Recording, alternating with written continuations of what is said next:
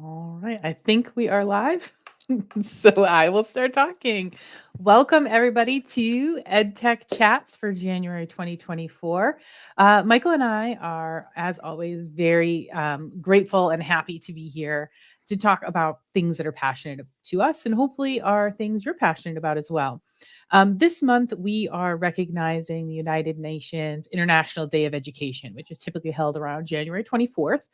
In most years, there's a theme that kind of goes with it. But this year, we thought, in recognition of International Day of Education, we really wanted to talk about ways that we're making an impact, um, in ways that people have made an impact on us, and then just kind of talking about the broader conception that education, teaching and learning is happening all day, every day in the world around you. It doesn't just happen in a classroom. And what that means is that there are so many people that may be making an impact on someone's learning. And that's what we wanted to talk a bit about today. So that's where we are.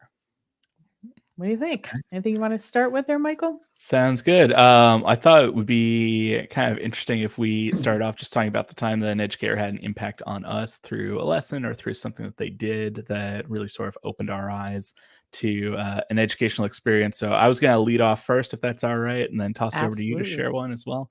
Sounds And great. mine's a little silly in nature, but it was a moment where an instructor had run me through an activity that made me completely reconceptualize a piece of content, something that I had not really thought about as having much value, but that sort of revitalized my thinking around a particular topic. And that was pretty exciting for me. This was all the way back when I was in high school, back in, and we were in like this academic summer camp. Sorry, my mic cut out for a second. But it was when I was in high school. And it was this academic summer camp thing. And essentially what he had us do was he had us line up across from each other. We were all partnered up and we would hurl Shakespearean insults back and forth at one another. And these weren't invented. These were like literal Shakespearean insults directly from the plays. Now, typically like Shakespeare, I'm not gonna lie, there are probably some people on the call who are like, it's still kind of dry and stodgy. And I know that there are some people who are really passionate about Shakespeare, who are really passionate about plays and drama and theater. And I was not that person. I looked at it as, why do we have to read this? This is weird to read. I don't know why it's written this way. Like, it feels like it's deliberately difficult, like it's hard on purpose for some reason. And I don't really know what that reason is. But he had us start by hurling these insults from like actual Shakespearean plays back and forth to one another. And I'll give you an actual example from Henry IV. I had to Google this, so I'm going to be honest about that. Henry IV, Part 1, Act 2, Scene 4, just so that I have properly cited my Shakespearean source here. But the line was, "Away, you starveling, you elf-skin, you dried neat's tongue, bull's pizzle, you stock fish." And we had to like embellish this just like we were up on the stage performing it. And obviously we laughed a bunch. We were high schoolers. We thought this was just really funny to hear words make these sounds.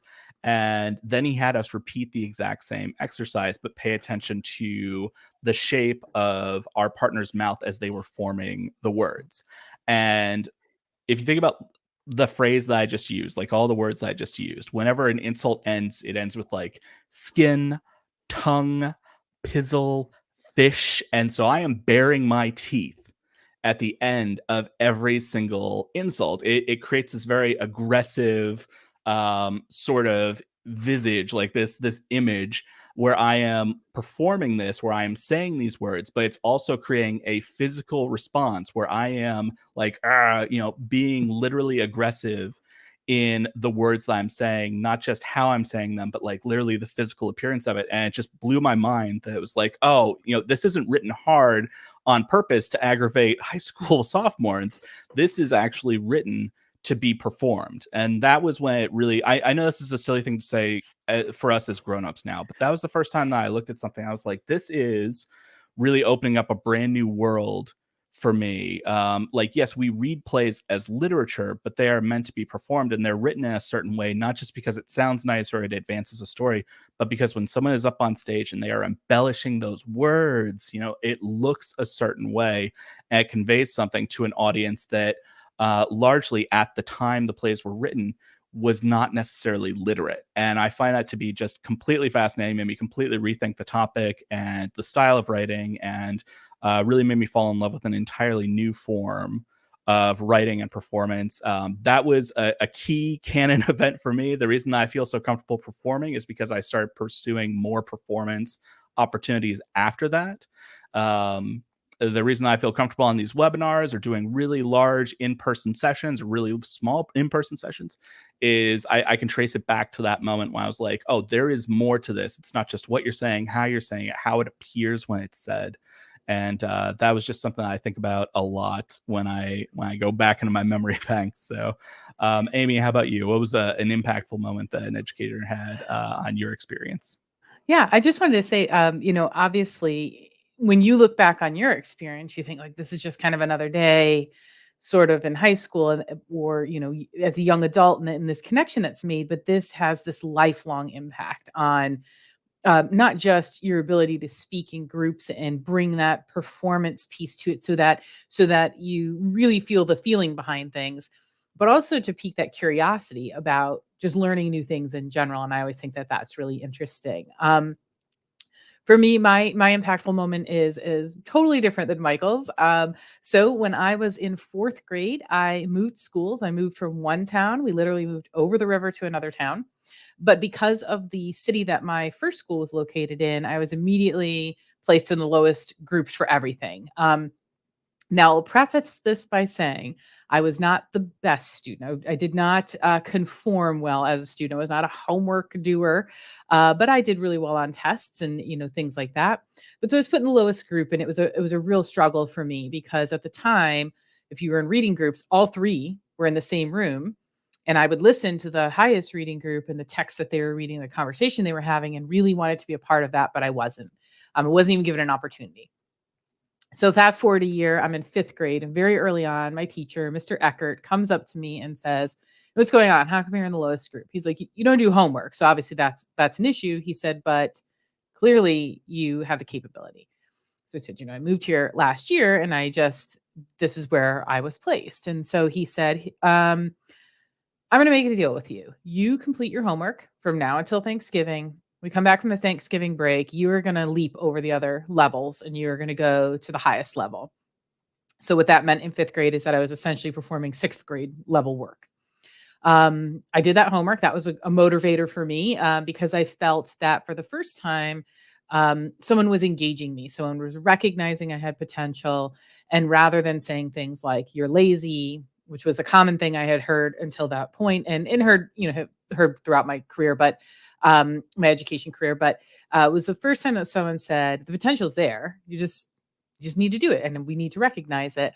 And so, true to his word, when we came back from Thanksgiving break, I moved up to the highest level of things, remained in the high level of things throughout elementary school, which at that point went up to sixth grade. I still was not the best student in the sense that homework was not my thing. I did not do homework. I struggled to see value in it. I was doing wonderfully on the tests, and this was obviously very frustrating to teachers. And I can understand that, having been a teacher, how frustrating that is. But that made an impact on me in two ways. One, it reminded me that I wasn't just lazy, that I actually had value. I could do well in school. I certainly was at a level that was below where my level of achievement in operation was. But it also made me think I didn't want anyone else to live through that or to have that experience. In their education career. And I did not enter education initially. I was an environmental scientist. I used to clean up Superfund sites. That's a brutal job, by the way, and I recognized very quickly all these jobs that I was in, I ended up kind of in a training capacity. And it really shaped where I am today, because today I look for ways to make sure that we aren't pushing people by the wayside who don't conform to, we do homework, we do this, we do this. There are lots of ways to learn. And that was the piece that I took away from that, was that just doing these task-oriented things, this homework, that didn't make someone a great learner. It didn't make them intelligent or curious. And often people who operate outside the confines of like our normal structure for education fall through the cracks. They are not recognized. They are downtrodden, they're told that they're lazy, they're told that, all of these negative things versus saying, hey, I think this person has a lot of potential. We just aren't developing that. We aren't encouraging that.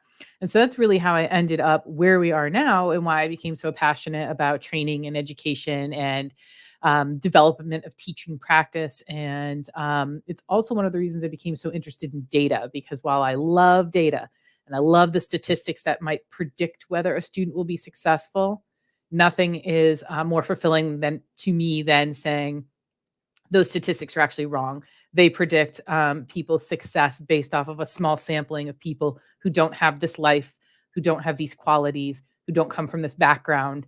And when we use stats like that, we automatically tell people they will not be successful who might be very successful. And so it really has fueled a lot of the things that have happened in my life, my interests.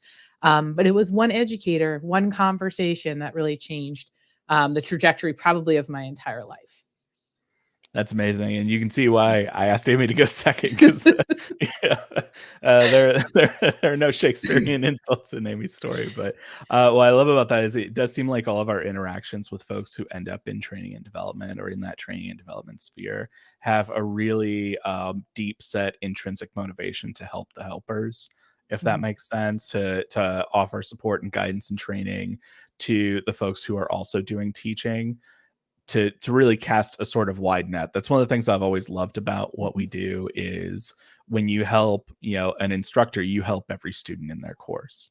Right. And you get a really nice big impact from training. So it's cool to see all that tie together. Definitely. For the broader conversation, just for everyone on the call, and again, thank you for joining us. We took a bit of inspiration from high impact practices, which is something that you're probably familiar with if you're in higher education. There are quite a few high impact practices out there, things like a first year experience program, having students live on campus, doing study abroad, things like that. And the way that high impact practices are typically defined are through a couple of characteristics. And we won't belabor the point, I promise, but typically a high impact practice involves time on task and effort from the learner. It helps the students build substantive relationships either with each other or with the instructor or with other members of the institution. It helps students engage across differences. It provides students with rich feedback. It helps students apply and test what they're learning in new situations. It provides opportunities for students to reflect on the people that they are becoming. It usually involves some level of mentorship, and it usually involves interactions between faculty and students or other Mm. instructors like community partners and learners themselves. So those are some of the characteristics of high impact practices, but Amy and I were hoping to focus our conversation around 5 particular areas that you could focus on as an instructor or a staff member who supports instructors to help create a more impactful experience in a learning environment. And those 5 areas are representation, acknowledgement, creating an inclusive space, making personal connections, and mental health and well-being. So we're going to base our conversation around those 5 things. So I'm going to toss it to Amy here. Amy, in your experience, what would you say are some effective strategies for improving that student and faculty diversity within higher education institutions? Yeah, I think, this is something that is super important, and people are always trying to understand how do we improve diversity in higher ed. And, there are a couple of things. One of the things I've often cautioned people about when I sat on admissions boards in different colleges is, looking at people's achievements, making sure that you're doing some blind marking as you look at things. Also, understanding that not everyone who is applying to college comes with the same resources behind them, right? So, I'll give a great example. My cousin, I am the oldest cousin of like 22 cousins. So, one of my cousins is applying to college this year, and my cousin asked, could you just proofread my college essay? Um, my cousin has that. We have a very large family, many educators in the family. There are lots of people available for to have their college essay reviewed. Not everyone has that opportunity, right? So it's not just about the grammar and mechanics, but about the message behind it. Not everyone has opportunities to do different types of community service. Part of improving diversity in schools is recognizing that some of the admissions requirements that we have in place are designed for people who have different privileges in their lives, and they automatically exclude people who don't have access to those same privileges or that same support. So the first thing is to rethink how we align our admissions criterion and what we're really looking for. Are we looking for a student who came to us with all of the support and these privileges and this network in place, or are we actually wanting to create a nurturing learning environment so that anyone who comes to us is treated with dignity and respect and like they belong there, and they have they are entitled to the same access to education. So part of the way that we help to improve diversity in higher ed, it starts right with our admissions. It also starts with our recruitment. Again, prior job, worked in a city. Not as many colleges go to recruit at that high school. They just don't go there, and they think no one from here is going to apply to my college. So we automatically are cutting people off from knowing about the different opportunities that are available. So make sure that you have equitable recruitment. You are going to all different places, whether you think anyone's going to apply from that particular school or not. Relooking at your admissions criterion and deciding what type of institution you want to be. Are you looking to bring in a very specific student with a certain background, or are you looking to create that nurturing and inclusive environment? I think some of the other things are obviously representation matters. So making sure that you have if you go back and you think about your days in high school, and I think about my days in high school, my textbooks were all, Eurocentric Anglican names throughout my textbook. When we read literature, things like this, even on a test, the questions were always like Sally and Bill and Dave and John and, common names, what we perceive to be common names, but not representative. We weren't representing different people in the materials we were putting out. We weren't calling out examples of people who had contributed to society, contributed to education, contributed to whatever it is we're talking about from a broad spectrum of different backgrounds. And I think that's another place that representation is so important in education, recognizing that when you look out at your classroom, not everyone in there is a Sally or a Jim or a Bob who came from, this I saw this like middle of the line Sorry, economic bird flew background. into the window. I saw that. I was wondering what was happening. But so I think those are some of the ways that we help to increase diversity in our higher ed institutions. It has to be very, very intentional. And there are some case studies out there. And I know, Michael, you have spent some time reading some of these examples and these case studies, and you often bring them forward when we're developing curriculum and we're talking about the courses we develop, but also our clients and the students that they serve. Do you have, or can you share any specific examples or a case study where increased diversity within an institution positively impacted the learning environment, so that hopefully we can kind of give examples of how this actually creates just a better space for everyone? Yeah, absolutely. And building on some of the things that you were saying, I agree that it would be a mistake for us to overlook that there are some systemic barriers and challenges to folks out there that keep them out of certain spaces. And that can start much earlier. So if we look at what is the representation of Black students or Hispanic students in higher education, we also have to have, as part of that conversation, discussions about what does the K-12 journey look like for those students? What type of support do they have when they are applying to college and applying to a university and attempting to pursue a bachelor's degree or an associate's degree, as an example, which is why I've always been such a big advocate of things like TRIO or Upward Bound programs. There are some really fascinating studies coming out of K-12 that show that Black students who are historically underrepresented in educational contexts, who have typically been under-resourced within primarily Black schools, see significant gains, both in behavioral reports and also academic achievement, when they have even just one teacher who is also Black. This is going to be an ongoing challenge, because if you look at the demographics within the United States school system, especially in K-12, almost half of all students are not white. They are Black, Hispanic, Asian, a wide variety of Native American students. So, wide variety of folks who do not identify or have a race history of being white. But approximately 80% of all educators in the US K-12 system are white. So it's very unlikely that almost half of the students going through the K-12 system will not see a teacher who looks like them, who understands their cultural context, who understands their cultural experience of being Black or Hispanic in America. I even think about my own educational experience. I did not have a single instructor who was not white until I got to college. And it wasn't even until my second year of college that happened because there was a lack of diversity there. But what we're finding in studies is that, again, in the K-12 environments, when Black students have even just a single teacher who also is Black, their academic achievements jump significantly.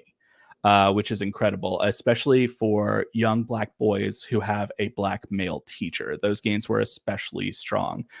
So there's certainly areas to focus there because right now Black men only represent about 1.3% of all K-12 teachers in the United States.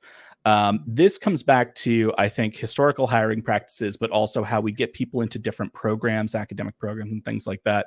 Right now, it's not very fun to be a K-12 teacher in the United States. It hasn't been for a while.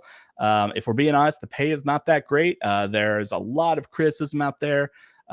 You are pretty much feeling a lot of pressure from state legislatures to perform to certain metrics, I would say, on standardized tests, which have questionable research behind them. So it's a difficult, challenging position. It's not well paid.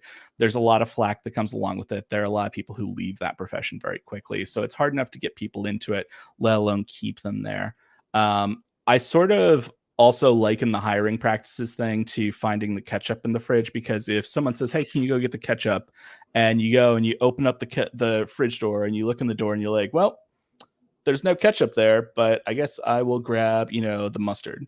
And you don't look through the rest of the fridge, you are not casting a wide enough net, right? You are not expanding that search to look for all the things that you are hoping to find. And I'm not saying that we would not hire based off of merit. Obviously, you hire based off of merit, but if you're casting a very small net, you're only going to find a very specific set of candidates. Right. It was even, I think it was Facebook back in 2018 or so. They ran an analysis to figure out which candidates' submissions would be the best hire. And they found that they disproportionately, because of their historical hiring practices, were hiring young white men who had graduated from Stanford, because historically that's what they had done in their hiring practices. So it's like, who had been successful at Facebook?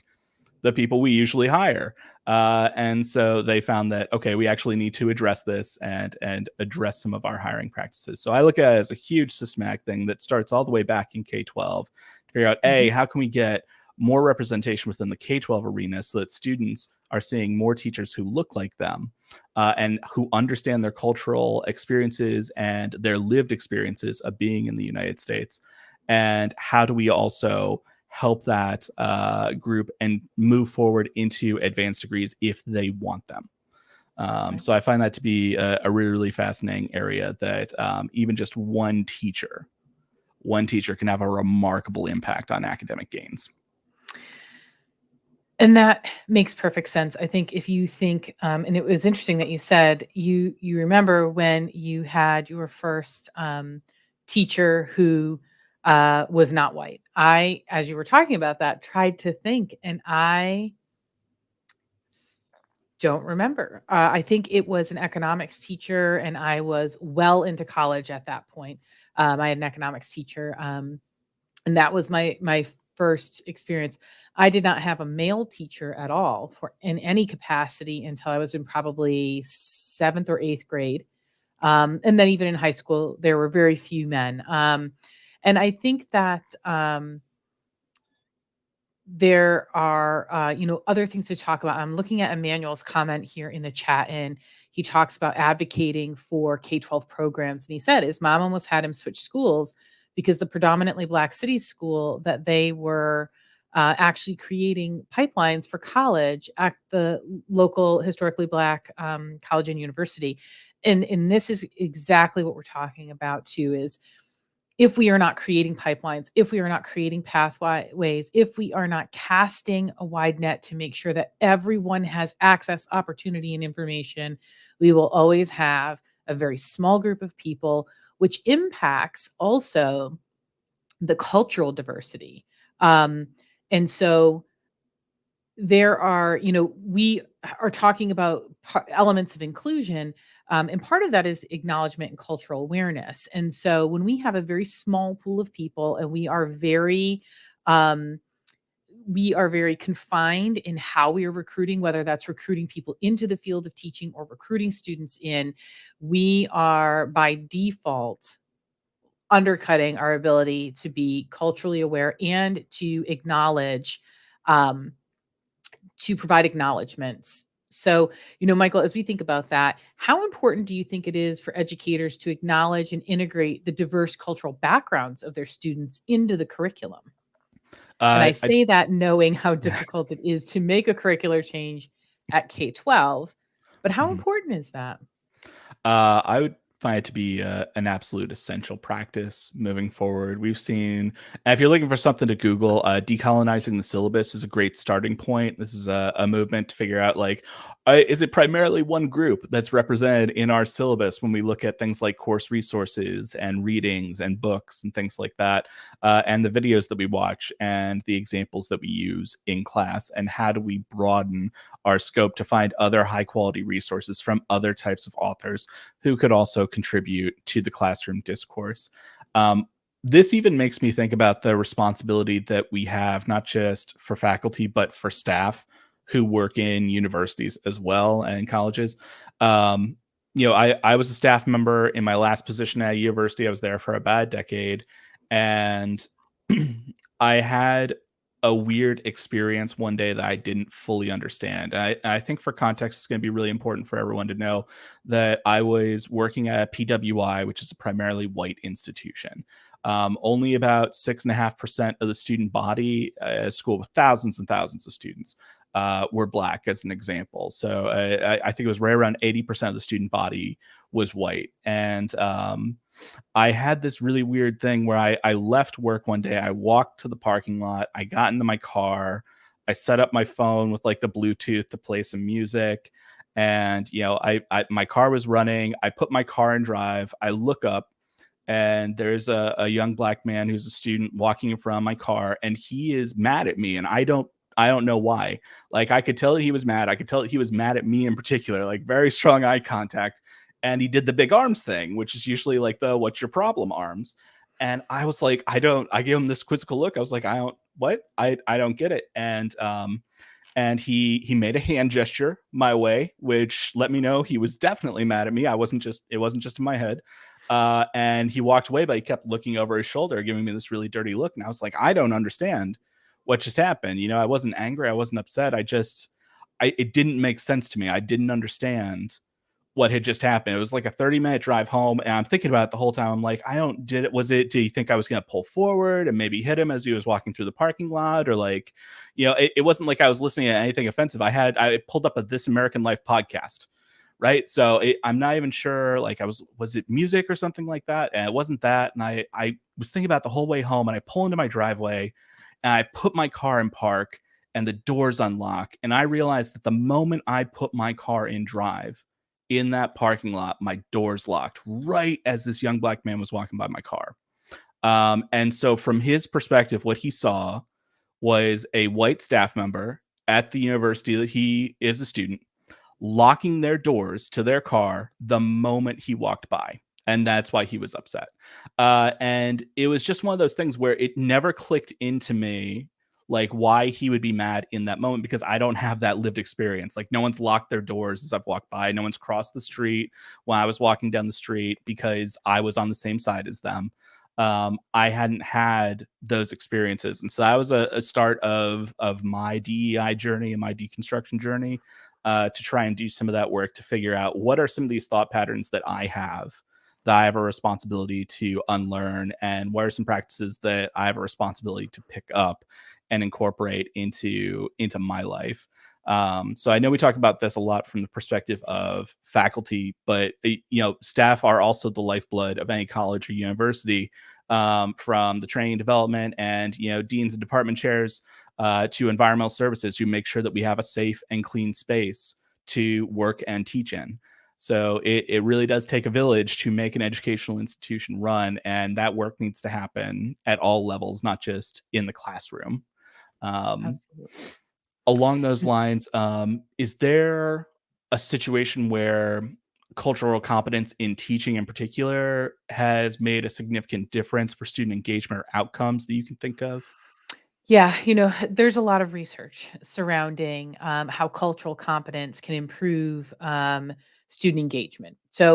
So if we can think about this in the most simple terms, if I walk into, and we have all done it, walked into a classroom or a training environment or even a conference session, this has happened to me many times at conferences, and the person who is speaking really appears to be completely out of touch with the crowd, it is very hard to take them seriously. It's also hard to feel like they understand where you're coming from and why your background, your culture, your uh, race, your ethnicity may be important in your learning journey. There is research. There is an article called The Role of Teachers' Indigenous Knowledge and Cultural Competencies in Enhancing Students' Engagement and Learning Outcomes. I will send a link to it as a follow up. But basically, what this study found was that if when students' perception of their teacher's indigenous knowledge and cultural competency, was positive, when they felt that their teacher had strong indigenous knowledge and a strong cultural competency related to their indigenous roots, their First Nations roots, that positively influenced the students' learning outcomes in terms of their cognitive, social, and interpersonal skills. And part of what the study goes on to talk about is that the students felt that they could interact with people who did not have the same type of background that they had, both in terms of being able to share their background and learn about someone else's, because their teacher modeled this by making an effort to understand their cultural background and bring a perspective that the students often did not have access to. I think one of the places that we most frequently see this type of cultural inclusion and diversity and awareness in curriculum is in world language programs, where we have teachers trying to create an immersive experience, taking kids on field trips when they can, or exposing them to world language films or customs or even snacks. This is so interesting. This is something I see my kids doing now in their grades 6 through 12 journey. We also see it less in K-12 than anywhere else. So it is, in K-12, the curriculum is very well defined. In college, you can kind of go and study. You might study an indigenous history or culture or a religious course or a Black history course or something like that, because maybe you have access to that. So I think that there's a lot of research out there that supports it. This particular article talks extensively about how a student's perception of how culturally aware their teacher is, their faculty is, directly impacts their level of engagement. And it's the same the other way. When the students feel that the teacher is not culturally aware, is not invested in becoming culturally aware, the students by default are less engaged. And I think one of the things that you hit on, Michael, when you were talking just a few minutes ago, is awareness. Part of the deconstructing and the deprogramming and the undoing of the historical things that we were taught or lived or were part of the society that we grew up in is being aware, is making it a concerted effort to understand that you will make mistakes. You likely make mistakes on a daily basis, but you are willing and trying to learn. I think that the we one of the ways that we see this, and this is a perfect example of being culturally aware, when we have students in our courses who have when their names are very tied to their culture or their ethnicity. They're again not traditional Anglican names, or they've kept their birth name. It is the difference between working hard to learn to pronounce that name and saying, "Oh, that name's too hard to pronounce," skipping over it, or saying, "I'll never learn that," right? What an immediate impact in the perception that you've given to your students about your willingness to learn and understand other cultures, and to be responsive and respectful and inclusive. And that kind of takes us to kind of the next tenet here of our 5 things we want to talk about, which is creating that inclusive space. And I've kind of mentioned like learning names, things like that. But um, I'm gonna throw it to you first, Michael, and say, um, I've talked about kind of like a something with someone's name and understanding culture, but there is more to inclusion than just the cultural aspect also, right? So, physical inclusion is super important as well.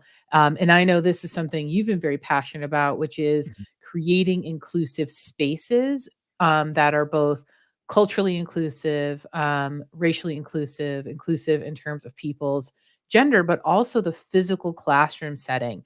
So whenever we're together, this is something Michael talks to our events team about very extensively on the front end, is creating those inclusive physical spaces. So can you provide us with like a little bit more insight into how physical classroom designs can influence inclusivity and student participation?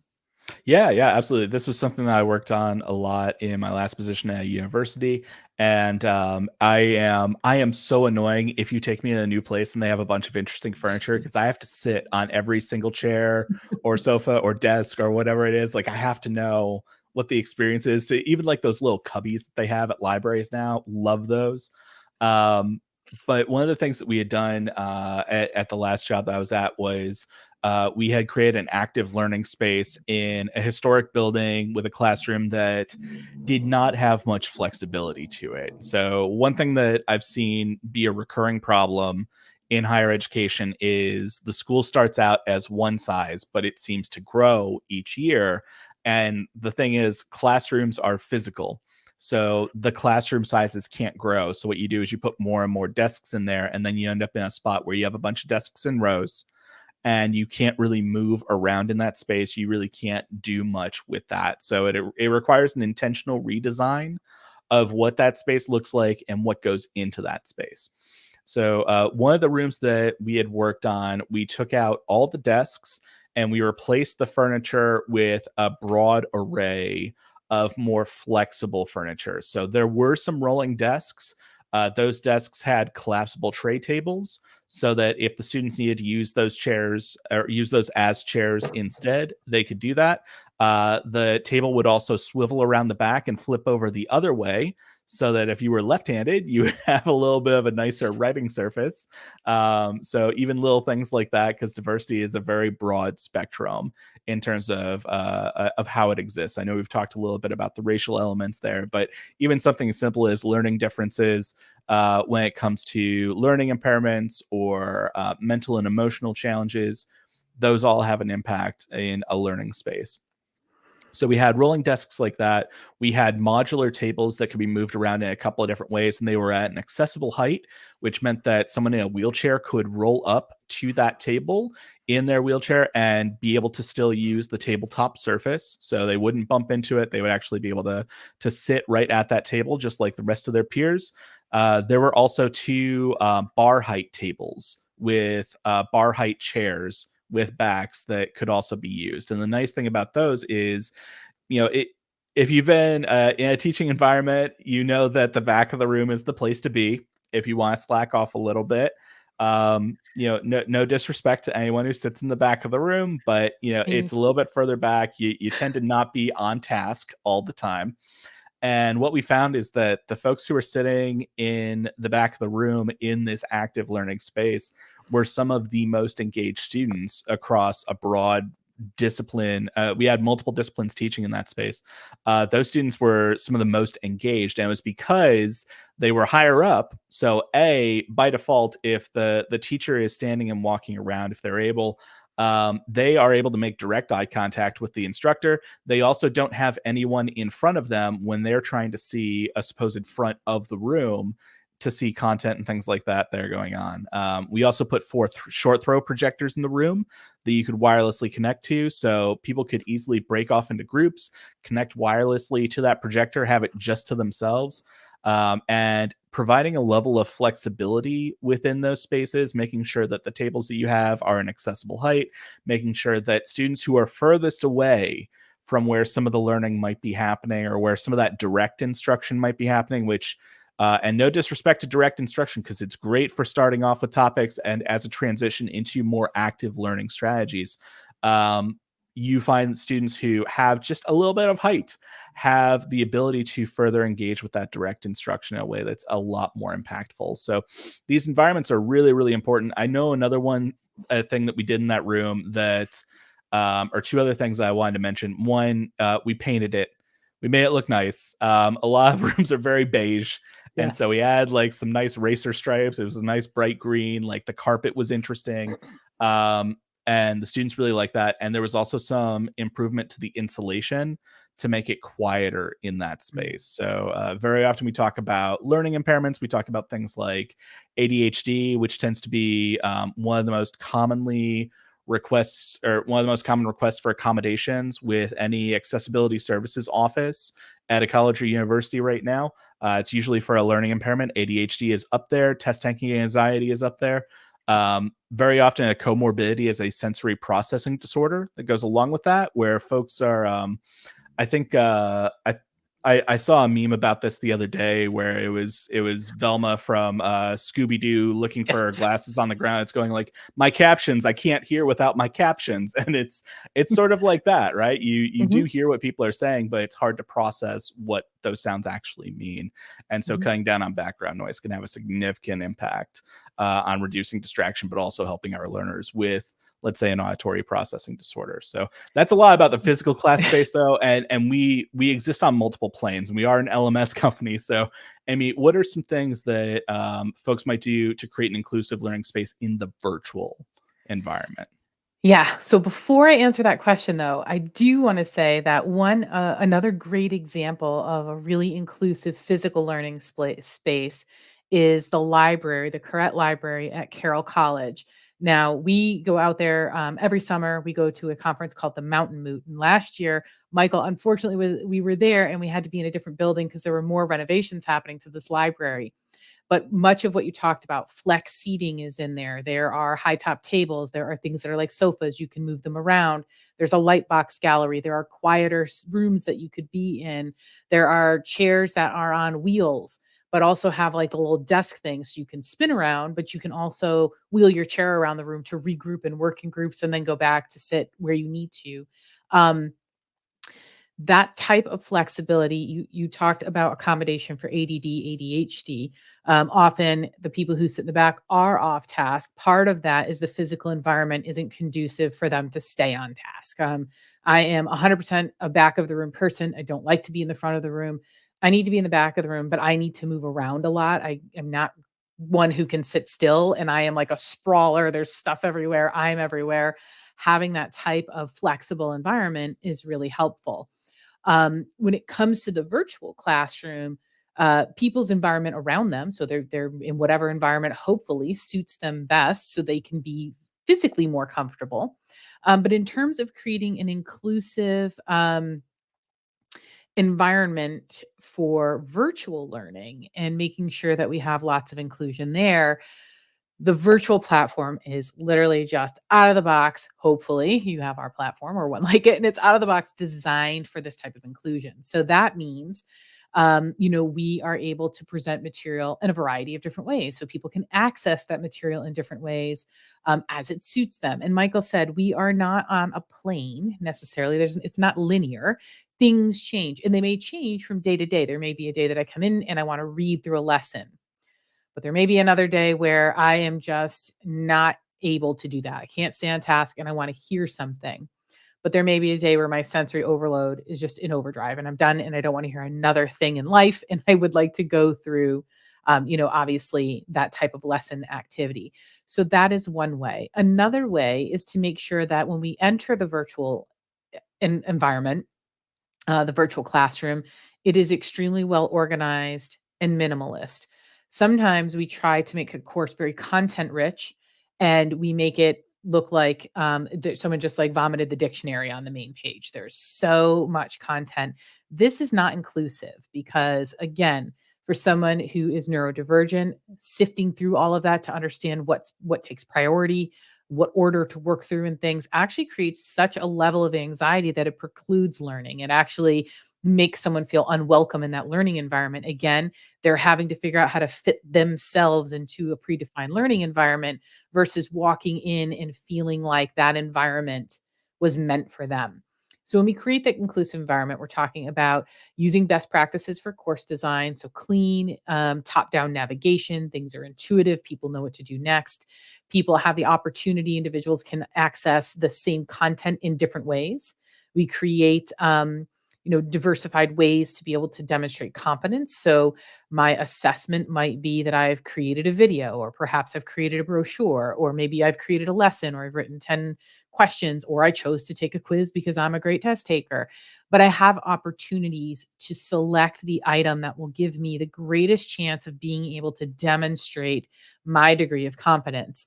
Um, and I think that the other thing to know about the virtual environment, we go through this thing with cameras all the time. And so when we are doing live sessions, I have been in many conference sessions and classes where there was a camera on requirement. That is not inclusive. You don't know what's happening in that student's world behind them. If the student was in a frame of mind to be able to be camera ready, it takes a lot of energy to be on camera all day. For people who are neurodivergent and who are masking, having to mask all the time, turning your camera off is a break from masking. If you have like the resting unhappy face, and I do, I like totally look murderous all the time when I'm not trying. I call it Um, my resting beard face. Yeah. Yes. And so, what happens when we're talking about creating that inclusive environment is also making sure that the expectation is I'm happy that you're here and I'm going to make sure that you feel welcome. I don't expect you to have your camera on. I don't expect that you have to do things the exact way that I prescribed them. I didn't color code the course in a way that makes sense to me and automatically does not work for you. So these are all ways we can create um, an inclusive environment in the virtual classroom. Um, and Emmanuel asks, would you say a challenge would be shifting from decades of classroom lecture, moving to digital instruction, now being the norm? I do think this is a challenge for people, but I think it's a challenge that um, is partially fueled by a fear that computers are going to take over the world, right? We talked about this in 2020 3 when we talked about how AI is not sentient and this is not Terminator and they're not going to take over it's not going to take over the world. Often people feel that going into the digital environment means that their job is being replaced by a computer. They lose all their special flair, and that's not true because when you're creating an inclusive environment, things like your personality come through. You actually have the ability to engage with every single student, and you don't have that opportunity in a 1-hour class session. So I think that there are challenges. I think it does require us to be open to approaching education in a different way. And that can be hard after 10 or 15 years of kind of doing the same thing. But I think when we're open, we actually can bring more of ourselves to that digital environment. And we can really create some different experiences that we didn't have an opportunity to create in a physical classroom. We're very confined in physical classrooms and not always confined in the digital classroom. One of the things, Michael, I think is uh, we can never overstate the impact of building personal connections with our Mhm. students in an education setting. And I just want to kind of get your thoughts on what that sort of looks like and how those personal connections impact all of this mental health, well-being, um, diversity, inclusion, and just overall making an impact on our learners. Yeah, and this can be a really big question, but I'm gonna do my best to be really narrow so we can still meet our 1 PM end time. Um, I find this to be one of the most essential things, but also one of the most challenging because to really build impactful personal connections and relationships with students, um, it takes time. And that is one thing that instructors don't always have a surplus of. And that can be especially challenging. So sometimes what you can do as a supplement to build on what Amy was saying about building inclusive spaces in virtual learning environments is to do things like be intentional about the types of interactions learners are having.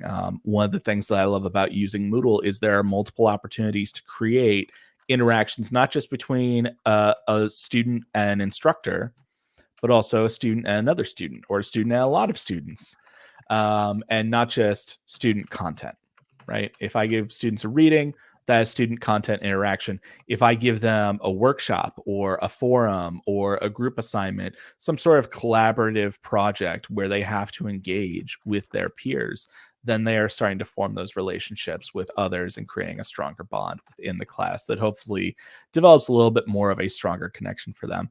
That can also just mean things like we've already talked about, like finding a broader range of resources to incorporate into your syllabus, into your course materials, so that students have a better chance to see themselves within the course itself. I'm going to try and adjust my camera here to my hand. I know this is a little odd, but I have a reason for this. We were working on this a little bit earlier.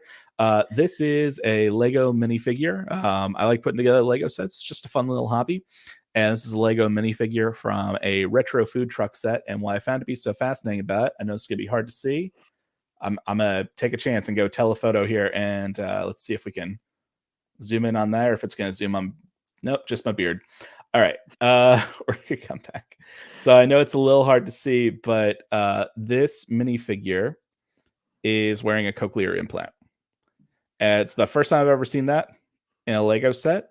I found it to be kind of fascinating, and Lego only released Braille sets in 2020 for the first time. It's a company that's been around for dozens of years, decades and decades, and I find that to be a really fascinating thing. It's a very in the grand scheme of things, it's not an overly intensive gesture. They create a minifigure. They put some prints on there to create the impression of a cochlear implant. But I would imagine that if you have a cochlear implant and you've been playing with Legos as a kid, or maybe even as an adult, and you haven't seen yourself in any of the sets that you've put together, that would be a pretty impactful experience. So finding those personal connections, it doesn't just have to be the time that you invest into your learners, because sometimes that's very difficult at scale because of the size of your enrollments, let's say. But there are multiple opportunities that you can create for your students to engage with others, for their students to engage with maybe people outside the classroom. And there are even simple things that you can do, like recording weekly audio recordings or video recordings, sort of introing them into a lesson or a unit or a concept or something like that, so that they see you on a regular basis. The power of media is very, very powerful. So those are some simple strategies that I think you could use. Amy, are there some practical strategies you can think of that you've used in the past or seen others use to develop some of those deeper, more empathetic connections with the students that you're working with? Yeah, absolutely. And you already hit on one of them, which is that recording for the intro of the week. So I typically, when I'm teaching classes, I have like a forum post that goes up, and then that forum post is actually the transcript of what I say in a video that's attached. Because I want to make sure there's always a transcript and closed captioning available for everything that I'm doing. The other thing is I like to use videos when I'm leaving feedback. Um, I reference this skit all the time by Ken and Peele, where they've texted each other, and the one person texts something and the other person reads it, and how they read it is not how it was intended. And that's so easy when it comes to text, because you don't have any of the voice nuances, the visual cues to let you know how someone means something. So when I'm doing feedback for students and leaving it on their paper, I almost always will include a video of myself giving a feedback summary. Again, must have a transcript and and closed captioning for that, but giving that feedback so the student hears it. When they read it, they hear it from my voice. They hear it from my intention. They understand I'm not being hypercritical. Other ways that you can connect with people are, just doing little outreach messages here and there. Even when you teach online, you have to keep office hours. And you should have virtual office hours dedicated just to your virtual students. And in that time, you might be sending in little check-in messages. I like to learn a little bit about my students from the early on in the course with the forum. Even though I absolutely can't stand the icebreakers, but I like to know things like a this or that. Are you sweet or savory? Do you like sports or not? Who's your favorite sports team? If you like someone, so you can connect on that basis. I also do pay attention to little things that are happening in my students' background too. So in addition to when my students are speaking in the courses, if we're on like something virtual or they've submitted a video, I pay attention to a little bit like, are they always wearing, a Liverpool football jersey? Are they, do they have like a little gnome behind them? Little things that like that you can acknowledge. I also think that recognizing that your students are people with a life that does not involve your classroom is one of the most important ways to develop empathy and create a connection. Often we think that a student should be like this is their only job. There's no reason for them to be late. Everything should be turned in on time. But the truth is, on any given day, the 100% that you have to dedicate to that day varies. My 100% capacity today might be lots of things, but tomorrow, my 100% could be almost nothing. And it might be very hard for me to get to class or hard for me to participate. Um, perhaps I didn't sleep at all last night, or something happened and I was late this morning. If you have children, they throw your keys in the garbage can or something, and now you're late to class. Being grateful that your student is there at all versus constantly pointing out if they're late or they're not as engaged in a more critical way. Makes a difference. So if I'm being critical, I've automatically severed the relationship with my learners. Um, but when I recognize that they are people with a lot of things going on in their lives outside of this moment, I can then create an empathetic and inclusive environment. So when my students are in that environment, I can help them know this is a safe space. You are welcome here. If you came late, I'm not gonna harp on you about why. If I feel like you're not giving as much as you normally would, rather than be critical about that, I might reach out and ask, are there any things that we can do to support you? Are there any resources that you feel like you don't have but could use right now? Those things matter most when we're trying to create relationships with our learners. Is just recognizing we are all people and life is not linear, and you never know what's going on in a learner's life. So just creating an environment where they feel like they can come in, be included, be accepted for however it is they're able to show up on that day, because them showing up is better than the alternative. And there are many alternatives that sometimes are going on in people's lives that could have prevented them from coming. So I think that just, generally approaching everything with this idea that we are all here to learn from one another. You hear me say it all the time on this. We are not the keepers of knowledge. Any knowledge we have, it is our responsibility to share that or create a pathway for others to capture more knowledge, to become curious, to feel like they have that autonomy to do so. So creating an environment where people feel very welcome, they feel very safe, they feel very included, and they feel understood really goes a long way. And that's really how we make the impact: is treating people like people, meeting them where they are, and working to reduce barriers that individuals might have to accessing education. Yeah, I think with respect to time, we probably won't be able to touch on our last topic, which is mental Mhm. health and well-being. But it goes without saying, or hopefully it doesn't go without saying. But those are also essential elements of making an impact in educational environment. I know when Amy and I were talking about this session and brainstorming some things to talk about, we had this general agreement of a theme that you don't have to be an educator to have an impact on a person or their desire to learn, and not just in a positive way. That can also be in a negative way. Like, that is a very big responsibility. I still remember my lit and English 2 professor assessing a paper that I had spent a really long time on, that I was really excited to write, that I thought I had done a really great job on. And he wrote a standard regurgitation of the typical themes of this novel, 6 out of 10. I remember this years later. because it hurt. Like it was kind of mean the way that he had delivered that. But I also remember a student staff member of mine at my last job at a university. I was one of the co-founders of our first makerspace there, and I would go into the space, and our student staff member would already be there multiple days, and she would be talking with someone from environmental services, and the environmental services person would shortly leave after I arrived. And one day I got there a little bit earlier than usual. I was in there. I was trying not to eavesdrop or anything, but I realized that what was happening was this student staff member, who was an education major, was teaching this environmental services worker how to read.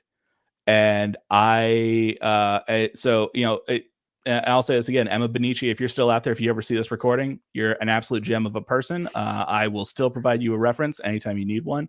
But the level of trust that it takes for an adult to come to a student and ask for help and accept that help and be offered that help at no cost with no expectation is remarkable. So that impact is an awesome responsibility in the world of education, whether you're an educator or not, and it can have a tremendous impact. So we hope that you please carry that forward with you as you move forward in your educational journey, working in higher ed or working in other spaces where you provide education to others. So, Amy, any other final words that you wanted to share? Nope, nothing else from me today. Just to summarize there what you said, Michael, we are all making an impact every day, and we have a choice, whether that impact is positive or negative on someone's future education journey, their current education journey, or their own perception that they have a right to embark on an education journey. And I think that as we walk away from today's session, we hope that you approach the world looking to find positive ways to have an impact on someone else's learning. All right. Take care, everyone. All right. Bye, everyone.